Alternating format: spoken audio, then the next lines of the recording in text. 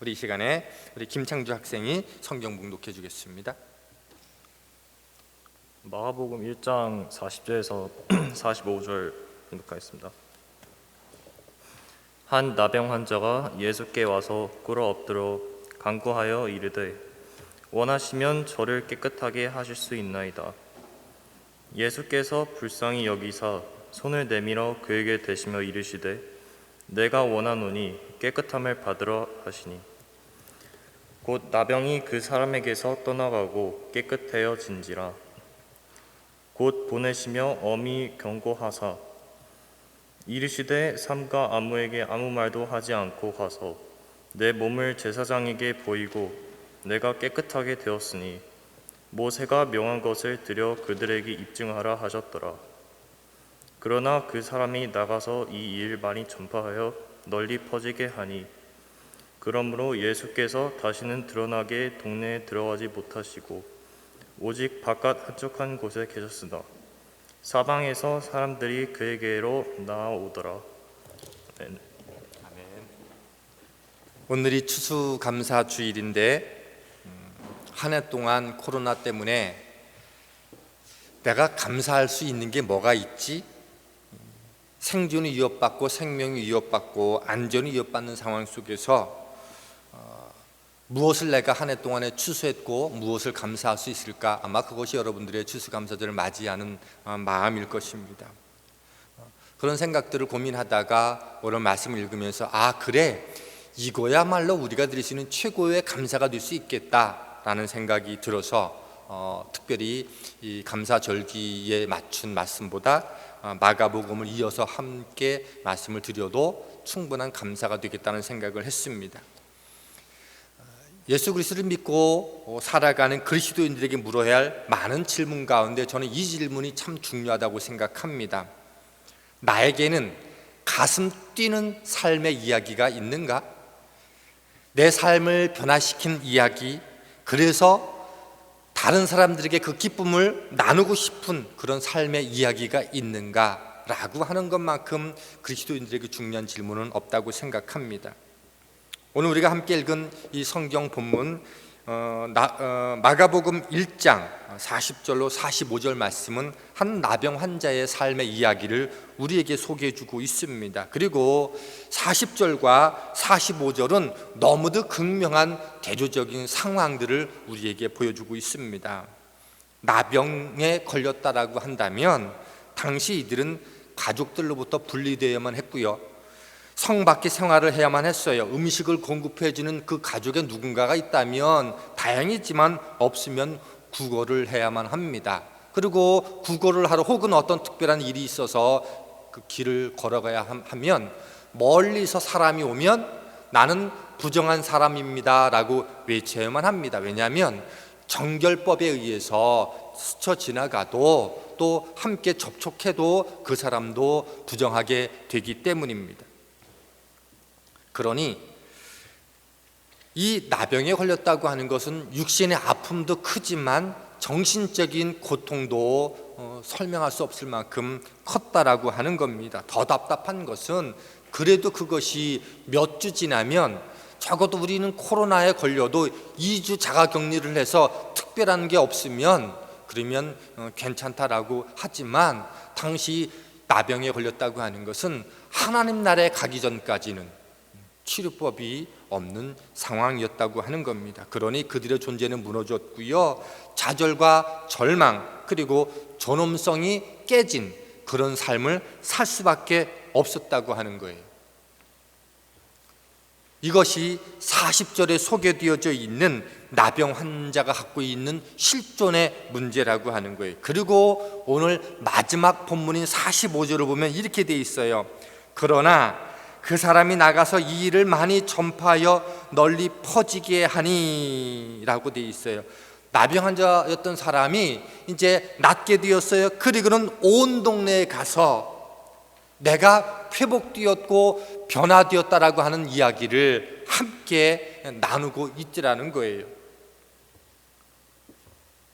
앞서까지만 해도 사람으로부터 구별되어야만 하고 그리고 구걸의 삶을 살고 인간답지 못한 삶을 살아가는 게 그들의 정체성인데, 근데 지금 45절에 보니까 그가 삶이 변화되어서 많은 사람들에게 내 변화된 삶의 기쁨을 전하는 자로 살고 있더라고 하는 거지요.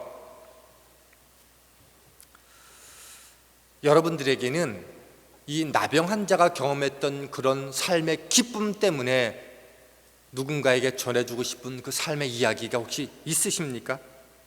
한때 존엄성조차도 인간 존재 정체성 자체도 파괴되었다고 여겨졌던 그 인생이 이전과 전혀 다른 삶의 변화를 가지고 살았어요. 그렇다면 그의 변화는 어떻게, 무엇으로 시작됐을까요? 첫 번째 나누고 싶은 얘기는요, 변화된 삶은 예수님께 나아가는 것으로부터 시작됩니다 라는 겁니다. 오늘 40절 말씀은 이렇게 돼 있어요. 한 나병 환자가 예수께 와서 꿇어 엎드려 간구하여 이르되 원하시면 저를 깨끗게 하실 수 있나이다. 이 나병 환자가 인생의 변화와 기쁨과 아름다운 이야기를 잇는 인생으로 주인공으로 사는 그 변화의 시작은 어디부터다? 예수님께 나와서라고 하는 것들로부터 시작됐다는 겁니다. 그러니 이 이야기의 첫 메시지는 뭐일까요? 인생에 어떤 삶에 문제가 있는 인생이든지 그 문제를 해결받기를 원하면 예수님께 나오십시오라는 메시지라고 하는 거예요. 아무리 작은 문제라 할지라도, 아무리 큰 문제일지라도 내 삶 속에서 회복의 기쁨을 경험하기를 원하면, 변화된 인생 되기를 원하면 예수님께 나가면 되는 겁니다.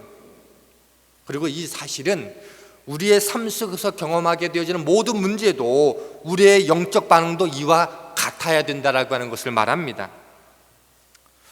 이런 거죠. 어느 날 아픔이 찾아왔어요. 고통이 다가왔어요.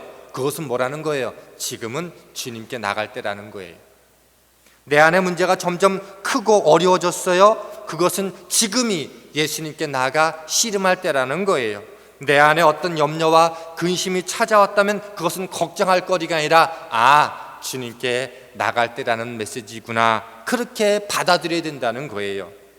그렇게 되어지면 오늘 이 40절에 경험했던 나병 환자가 45절의 변화를 경험했던 것처럼 우리 가운데도 그런 변화가 있을 거라는 거예요.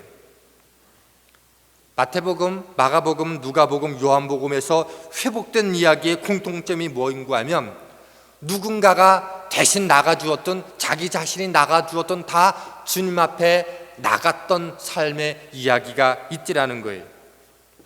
바디메오가 예수님 앞에 큰 소리를 외쳐 나갔던 것처럼 한 사람이 너무 아픈데 홀로 나갈 수 없으니까 4명의 친구들이 들것에 그를 태우고 지붕을 뚫고 예수님께 나갔던 것처럼, 회당장 야이로가 자기의 딸의 문제를 가지고 나갔던 것처럼, 백부장이 자기의 부활을 위해서 주님께 나갔던 것처럼, 나 자신이든 아니면 그 문제를 알고 있는 그 누군가이든 주님께 나갈 때 그 일은 일어났다는 거예요.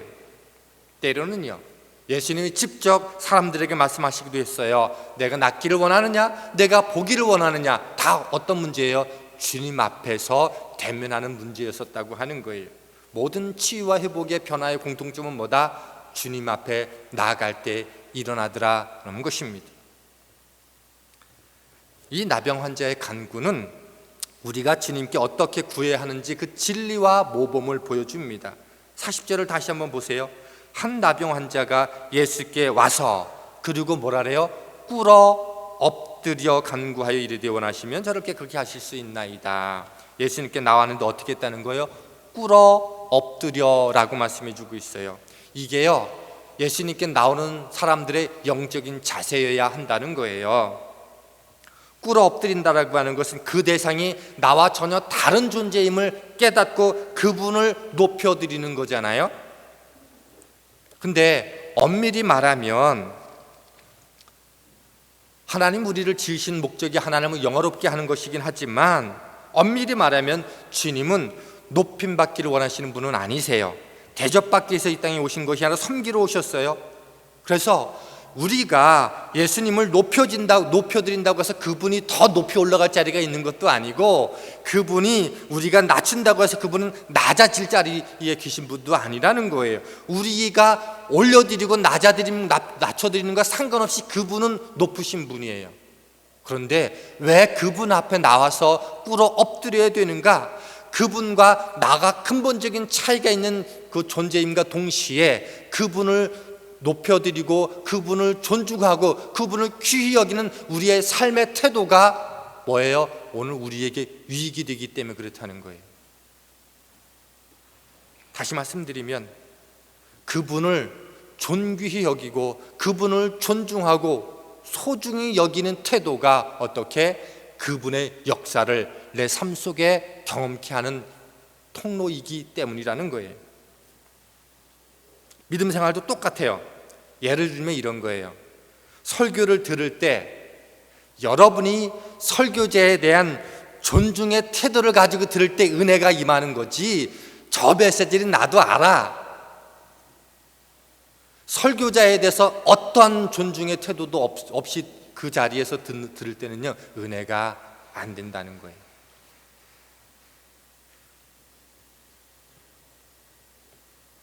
여러분이 설교자에 대한 존중의 태도를 가진다고 해서 제가 높아지고 유익이 되는 게 아니에요. 그 유익은 누구에게 있기 때문에?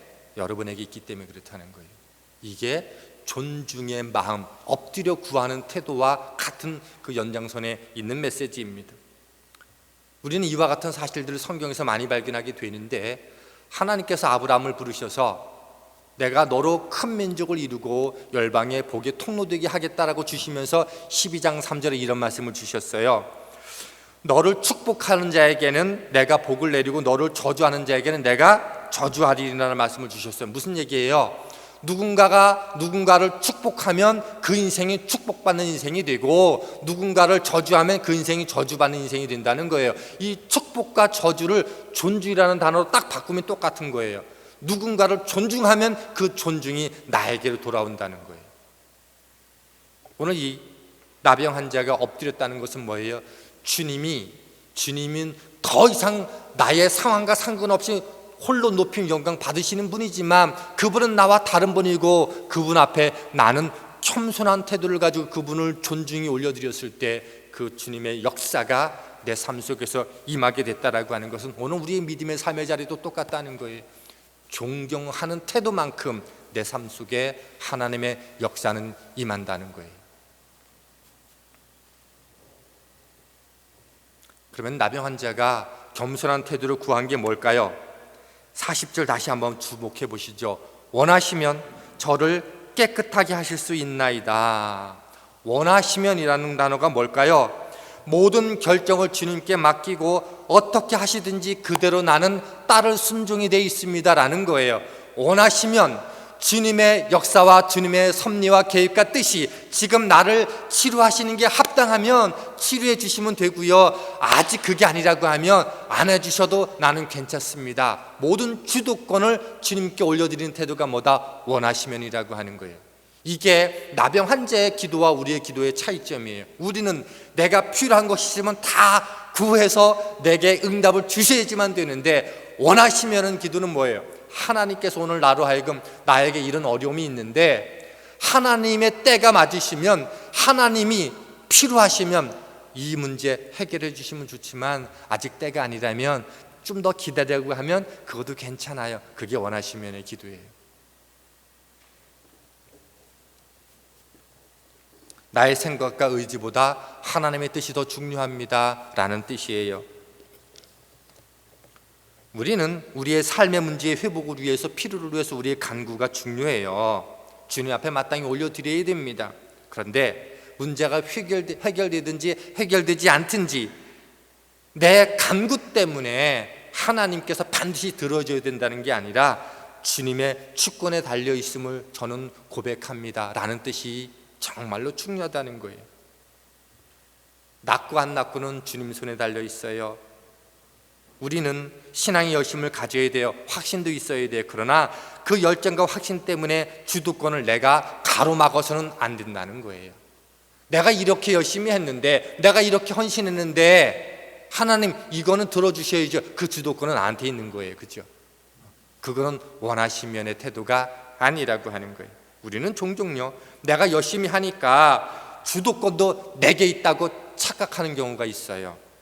신앙의 열심은 있어야만 돼요. 최선을 다해서 간구해야만 돼요. 그럼에도 불구하고 내 역할은 간구해서 주님께 주도권을 이양해 드리면 거기서 끝나는 거예요. 역사는 주님이 하시는 거예요. 주도권은 그분에게 있는 거예요.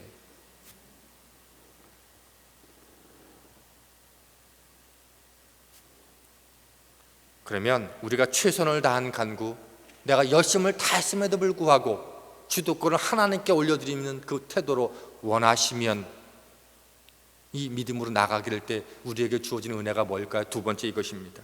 주님께 나아갈 때 우리는 회복의 이야기를 쓸 수 있다는 거예요. 오늘 41절 말씀 한번 보시죠. 예수께서 불쌍히 여기사 손을 내밀어 그에게 대시며 이르시되 내가 원하노니 깨끗함을 받으라 하시니, 우리가 주님께 나가면 원하건대 주도권을 주님께 넘겨드리면 주님의 반응이 뭐인가 하면 불쌍히 여기사라는 태도로 우리에게 다가오신다는 거예요. 컴패션이라고 하는 단어가 원래 이런 뜻이에요. 나의 모든 내 몸에 장기들이 움직여서 불쌍히 여기다는 거예요. 이게 무슨 뜻인가 하면 우리가 하나님 앞에 전적으로 주도권을 올려드리면서 내 삶의 문제를 간구해드리면 주님의 온 몸이 긍휼한 마음으로 태도로 움직이신다는 거예요. 마음이 움직이고. 그러나 이런 거예요. 우리가 고통의 마음으로 주님께 나가면 주님도 고통스러운 마음으로 주님께서 대하여 주시고, 우리가 눈물로 나가면 주님도 눈물 흘리시고, 우리가 크고 작은 문제이든지 주님 앞에 간구하면 온몸의 장기가 들썩들썩이는 그 아픈 마음을 가지고 주님이 우리를 바라보신다는 거예요. 그래서 주님께는요 하찮은 게 없는 거예요. 주님은요 마음만 있는 게 아니에요. 그 불쌍히 여기다는 마음 속에서는 마음만 있는 게 아니라 행동하시는 분으로 나타나는 것을 함께 포함하고 있어요. 출애굽기에 나는 스스로 있는 자이다라고 하나님께서 모세를 부르시고 후에 나를 보내신 이가 누구냐 하라고 물으면 뭐라고 대답합니까? 라고 말할 때 하나님의 말씀이 그거죠. 나는 스스로 있는 자이다. 이 스스로 있는 자라는 게 두 가지 의미를 갖고 있어요. 그 주님의 그 존재성, 지금부터 영원까지 그분은 존재하는 분이라는 그 존재를 의미하지만, 두 번째는 어떤 뜻을 담고 있는가 하면 그분께서 하시는 말씀을 성취하시는 그 행동적인 개념을 함께 포함하고 있는 단어가 이 구절 속에 담겨져 있는, 그러니까 이런 거예요. 너희가 나의 누군지 모르지만 내가 앞으로 말씀하고 언약한 것들을 성취하고 이뤄가는 것들을 보면서 너희들은 내가 누군지를 알게 될 거야 라는 뜻이 이 스스로 있는 자 속에 담겨져 있는 두 가지 뜻이에요. 주님은 어떤 분이다? 단지 불쌍히 여기는 것만 끝나지 않고 뭐다? 행동하시는 분으로 우리에게 다가오시는 분이라는 거예요.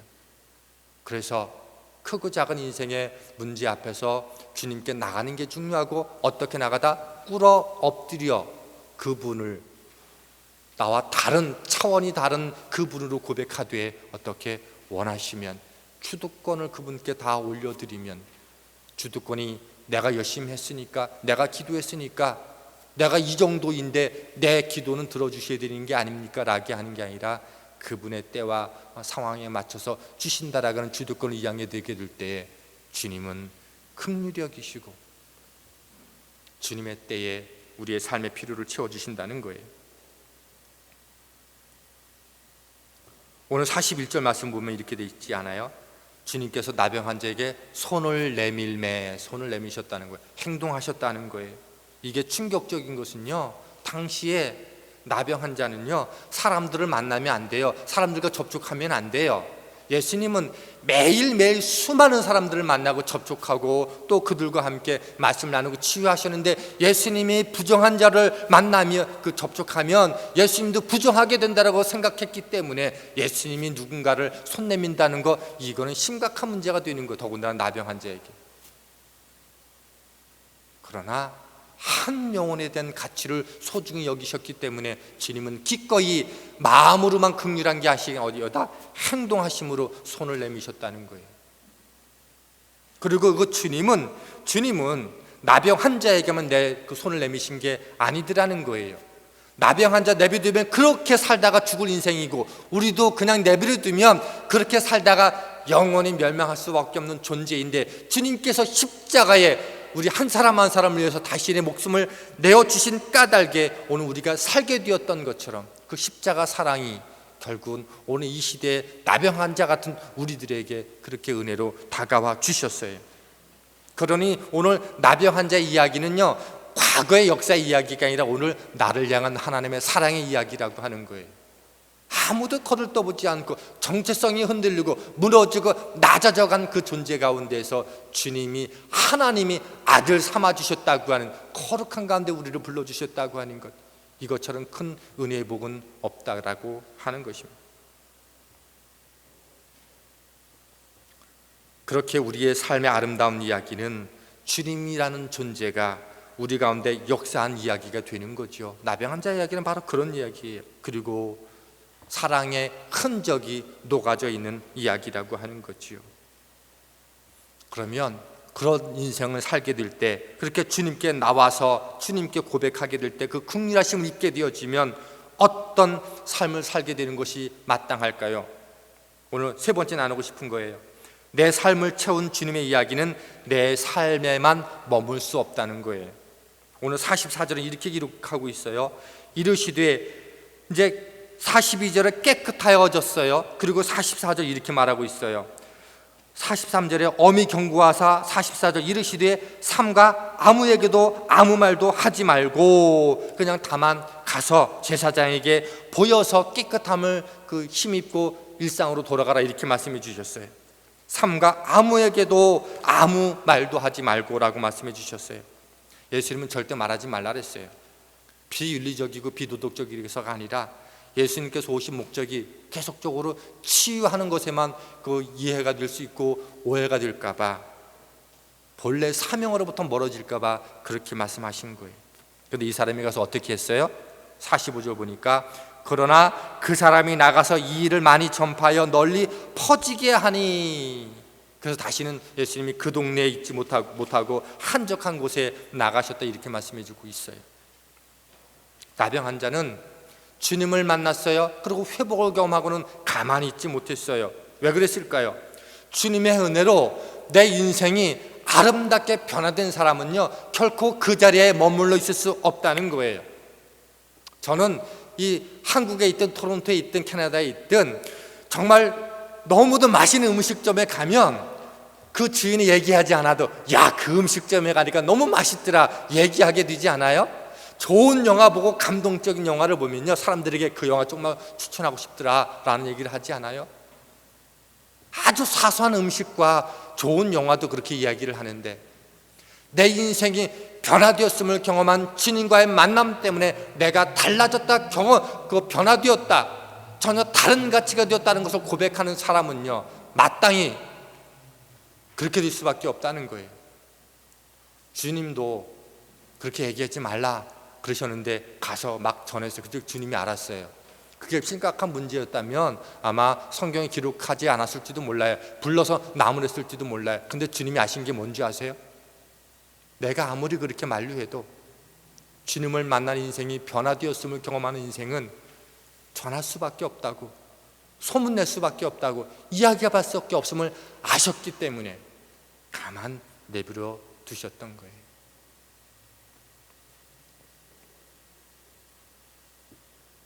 주님의 은혜로 아름답게 변화된 사람은요, 절대로 혼자 간직하지 못해요. 그것이 2000년 동안 지금까지 우리에게 복음이 전해진 과정 아닙니까? 내가 예수 만나서 이렇게 변화되어졌다, 그러니 너도 예수님 만나봐라. 그 역사가 여기까지 흘러온 거예요. 추수감사절에 이렇게 힘든데 내가 뭘 감사할 수 있을까? 곰곰이 해보다 보니까 내가 예수님 만난 것만큼 감사는 없겠다. 그래서 그 감사, 고맙다라고 주님 앞에 올려드리는 것만큼 최고의 감사는 없겠다. 그리고 더하여 나 예수님 만나서 내 삶이 달라졌어. 많고 적고 크기와 종류와 상관없이 내 삶이 기쁠 수 있는 것은 예수님 때문이야 라고 내 누군가에게 함께 말해줄 수 있는 삶으로 나아간다면 그게 주님이 최고로 영광 받으실 수 있는 감사절기가 될 수 있겠다라는 생각이 들었습니다. 여러분, 누군가에게 가슴 뛰면서 전하고 싶은 이야기가 있으신가요? 여러분은 무슨 얘기를 남기고 싶으신가요? 만나면 늘 고생한 이야기, 늘 자랑만 남기는 사람들, 자기의 으름만 남기는 사람들, 무용담만 남기는 사람들도 있을 수 있어요. 근데 그건요, 바람 불면 다 없어지는 것들이에요. 그러나 없어지지 않고 영원할 수 있는 것, 그건 뭐다? 예수님 때문에 내가 변화되었던 삶의 이야기를 남겨두는 것 아닐까? 전하지 않으면 견딜 수 없는 삶의 이야기, 예수님의 이야기, 주님의 은혜의 이야기, 사랑 때문에 가치 없었던 내가 삶의 의미를 발견했다고 고백할 수 있는 그런 삶으로 여러분을 다시 한번 이 시간들을 점검하고 고백할 수 있다면 그 어떤 것보다도 가장 복된, 여러분이 이제까지 주님을 알았던 그 어떤 해보다도 이 해 2020년도 10월 11일 이 추수감사절이야말로 가장 풍성하고 은혜로운 감사절이 될 수 있을 거라고 저는 확신합니다. 그러니 여러분 안에 주님 만났던 그 이야기를, 변화된 이야기를 함께 나누고 주님께 올려주시는 귀한 추수감사절이 되기를 주님의 이름으로 축원합니다. 우리 시간 함께 좀 찬양하기를 원합니다. 시선이라는 찬양인데요, 오래간만에 한번 좀 이 찬양을 부르시면서 마음의 고백들 좀 할 수 있기를 원합니다. 우리 찬양팀도 함께 찬양으로 좀 도와주시고요.